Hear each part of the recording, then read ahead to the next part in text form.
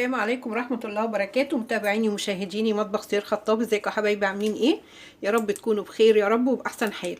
النهارده ان شاء الله جاي لكم فيديو جديد، وفيديو النهارده هنعمل مع بعض كل سنة وانتم طيبين عشان خاطر رمضان، وعشان خاطر طبعا احنا خلاص كل حاجة بقى في الشتاء لازم تتشال في الوقت اللي احنا فيه. بس قبل ما ابدا الفيديو عايزه اقول لكم لو عجبكم الفيديو عايزين لايك وشير وسبسكرايب، واللي اول مره يشوف قناتي يشرفني وجوده عندي واشتراكه معايا. نبدأ على بركة الله، وهنسمي الله وهنصلي على الرسول عليه الصلاة والسلام. ألف صلاة عليك يا حبيبي يا رسول الله. النهاردة إن شاء الله أنا جبت كده شوية حاجات من السوق. وطبعا الوقت كله احنا عارفين هنجيب البزلة في الوقت دوت خلاص، لأني لو استنينا تاني مش هيبقى ايه الحاجة حلوة. جبت طبعا جزر ونضفته علشان وقت الفيديو ما يطولش، وطبعا الفيديو ده هينزل لكم على مرتين إن شاء الله أو 3.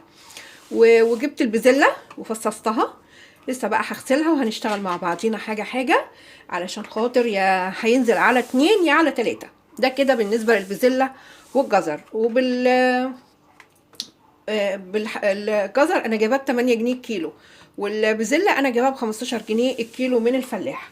هنخش دلوقتي على تاني حاجة. انا جايبة فلفل الوان، والفلفل الالوان ب20 جنيه الكيلو، واللي هو الكوب الاخضر ب6 او ب8 حاجه كده.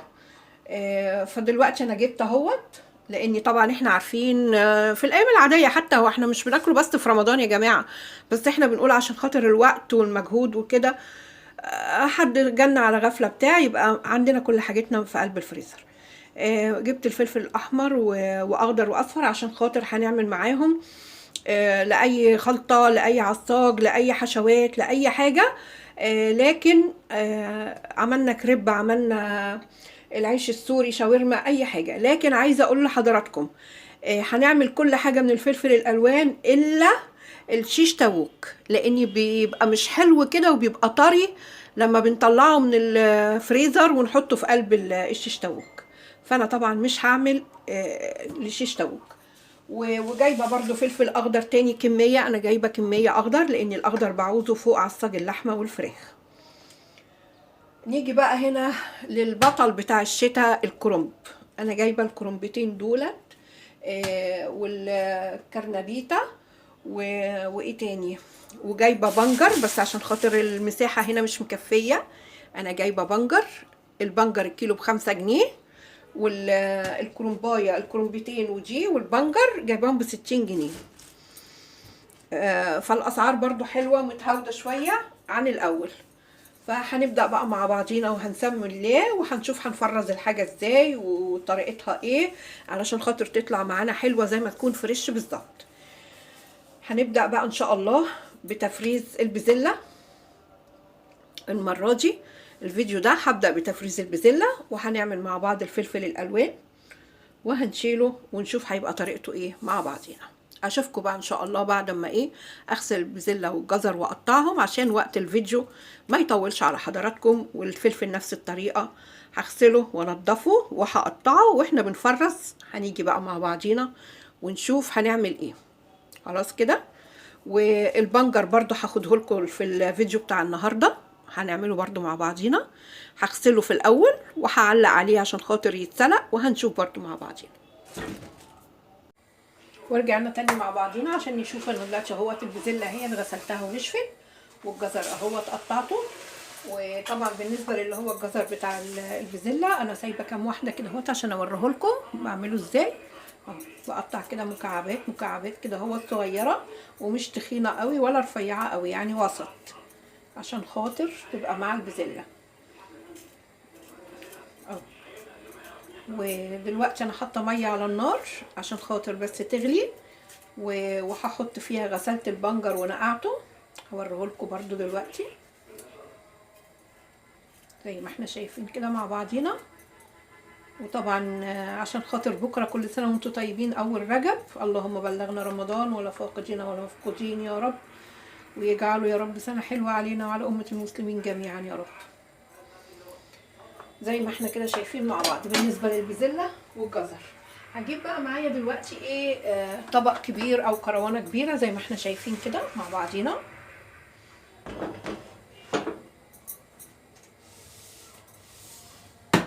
كده. وهفضي كل البسله كده مع بعضيها اهي.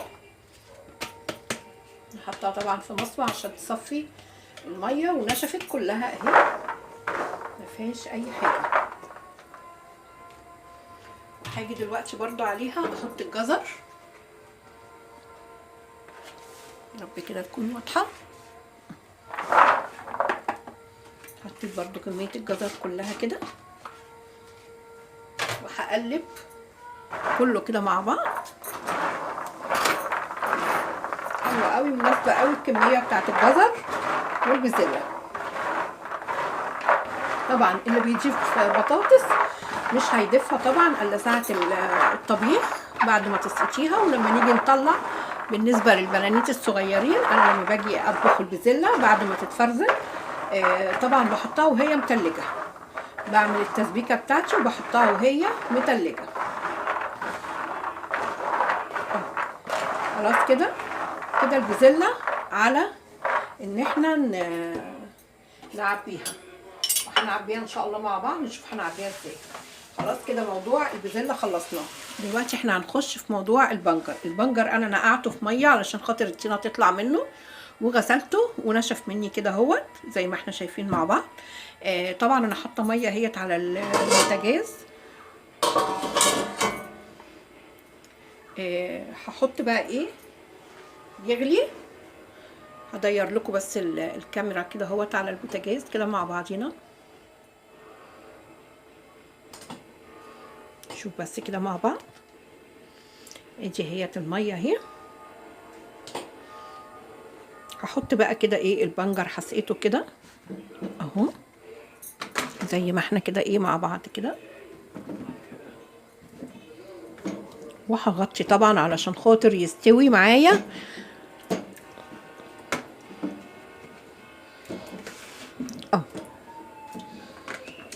هي بدأت اهي تسخن.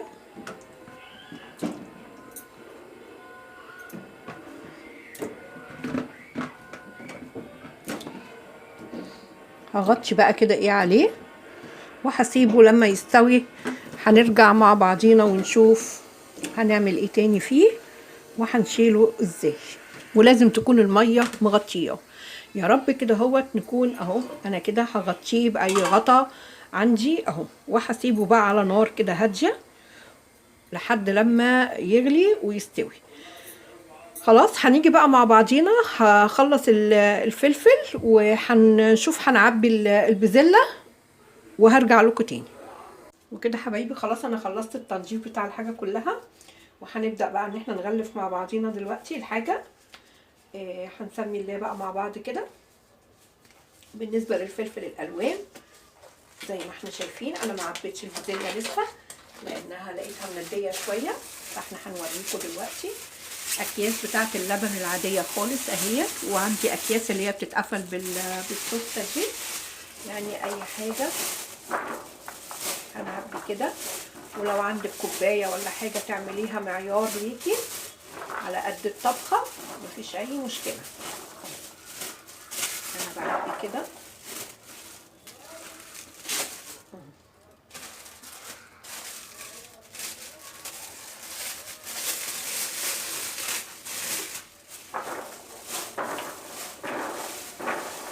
كل الكمية زي ما احنا شايفين كده مع بعض. نخلي الأكياس عشان لو عملتي صنفين ولا حاجة يبقى عندك العبوات كلها في صغير. وطبعا لو انت عندك ضيوف ولا حاجة هتطلعي ايه كيسين برضو هتكفي معاكي ان شاء الله.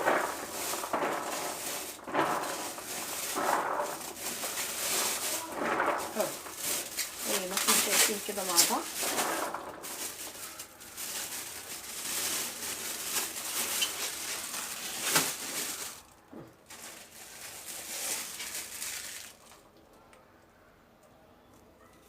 ورجعنا تاني مع بعضينا عشان خاطر نشوف الفلفل هنا حبايبي. لو انتوا شايفين انا هنا عامله بصوا التقطيع صغير خالص عشان لو حطيت على عصاج ولا اي معجنات، عشان الحشوة معجنات يبقى حاجات صغيره. زي ما احنا عارفين ان احنا بنحتاج صغير وبنحتاج اللي هي الشرايح الكبيره برضو زي ما احنا شايفين كده مع بعضينا اهي.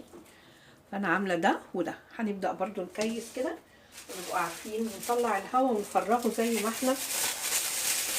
بسم الله الرحمن الرحيم. طبعا انا مقلبه كله كويس مع بعضه علشان خاطر. وطبعا ده ممكن تملي بقى الكيس، لاني لما باخد منه مش بفككه، انا باخد بقى بقطع منه وبعمله رفيع قوي كده. هوريكم ازاي. اهو بحط كده تاني، وعلى قد ما باخد بقى بطلع الهوا كده خالص منه. بصوا هنا كده.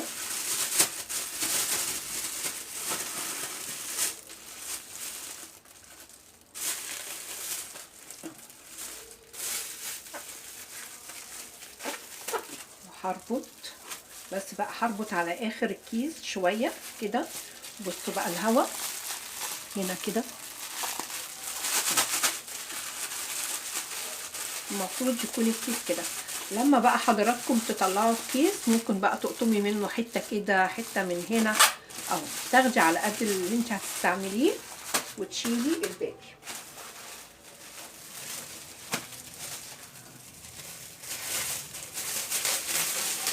وده برضو كده كمان بالشكل ده، مش هياخد معاكي مكان في قلب الفريزر ولا يزاحم الدنيا. اهو بقوا كيسين، بس عندك كميه كويسه تاخدي منها. وطبعا انت والمساحه اللي عندك، في عندهم ديب فريزر افقي وفي رأسي، فكل واحد حسب الحاجه اللي عنده والمساحه اللي عنده. اهو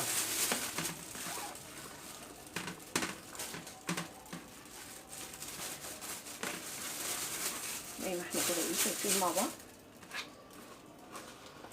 طلعوا كيسين، بس كيسين مليانين حلوين.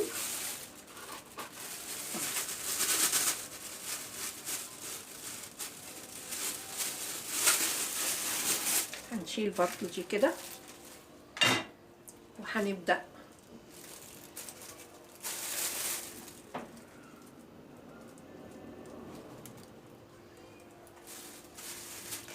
هناخد بقى ده كمان هنعبيه. هنقفل الكيس ده كمان معانا زي ما احنا برضو شايفين كده مع بعضينا. بنفرغ الهواء اللي فيه خالص اهو، لازم كده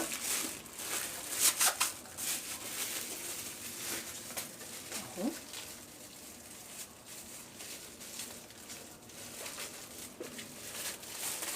برضو نفس الطريقة اهو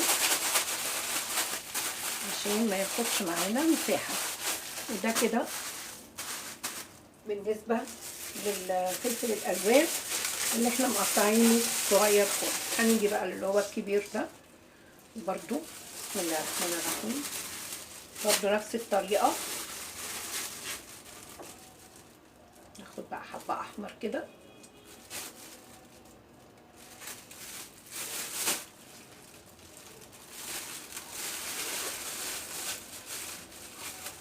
عشان برضو كل ده عشان خاطر ما ياخدش معانا مساحة ولا مكان.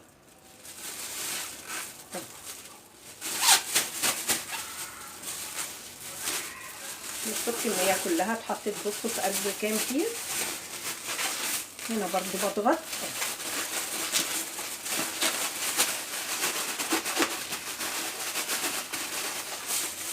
هنا برضو بضغط اهو، اطلع منه الهواء برضو، افرغ منه الهواء اهو.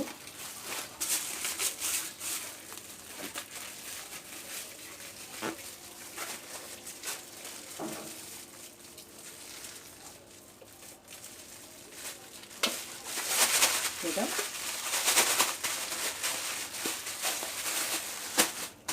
هعبي بقى دول وهنرجع مع بعض تاني.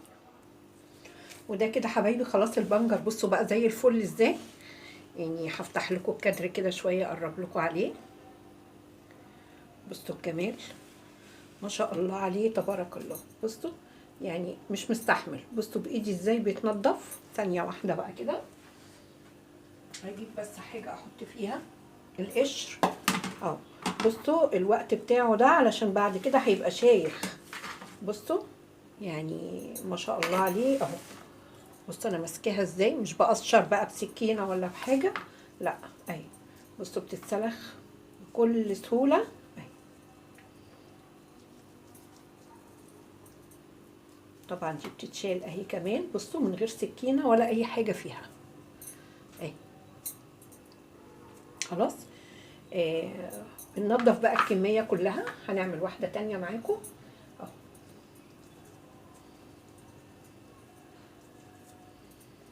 طبعا بقى قطعيه حضراتكم زي ما انتوا عايزين، وممكن بقى هتحطي عليه بتاع ده شويه سماق وليمون وشويه زيت وفصين توم، وهيتشال في قلب العلبه.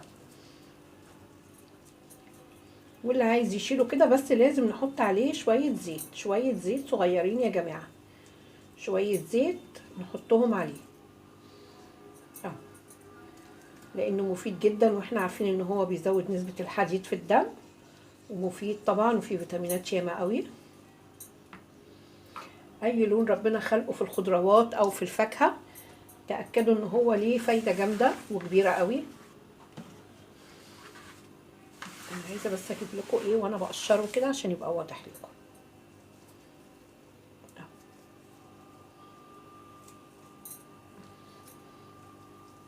اهو. بصوا كله ما شاء الله عليه.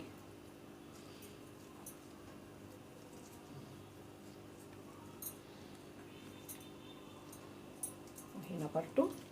ويا جماعة ده الجزء الأول. الجزء التاني إن شاء الله هنعمل مع بعض الكرنبيط والكرنب إن شاء ربنا بأمر الله. وطبعا لسه متابعين مع بعض سلسلة تفريزات بتاعة رمضان وبتاعة بقية السنة، هو مش رمضان بس اللي احنا بناكله فيه يا جماعة. خلاص هنكمل بقى وهرجع لكم بعد ما كده عشان ننهي الفيديو الجزء الأولاني. وده كده حبايبي الشكل النهائي الفيديو النهارده. واحنا قلنا الفيديو هننزله على جزئين ان شاء الله. الجزء التاني هنعمل مع بعض الكرنب والكرنبيط التفريز بتاعهم، وان شاء الله هنشوف برضو حاجه تانية هعملها لكم معاه عشان خاطر بس نسعف ونلم كل الدنيا في فيديوهين ولا 3 ان شاء الله، عشان خاطر تلحقوا تجيبوا حاجتكم وتعملوها بدري بدري كده ان شاء ربنا. كل سنه وانتم طيبين. بكره السبت اول رجب. ويا دوبك كده نحضر بس حاجتنا كده عشان الحاجة تبقى حلوة في الموسم بتاعها، ما تبقاش شيخة او فيها اي حاجة. النهاردة ان شاء الله عملت معاكم تفريز البزلة والبنجر والفلفل الالوان، وان شاء الله اشوفكم في الجزء التاني على خير. ولو عجبكم الفيديو عايزة لايك وشير وسبسكرايب، واللي اول مرة يشوف قناتي شرفني وجوده عندي. اشوفكم في فيديو اخر، والسلام عليكم ورحمة الله وبركاته.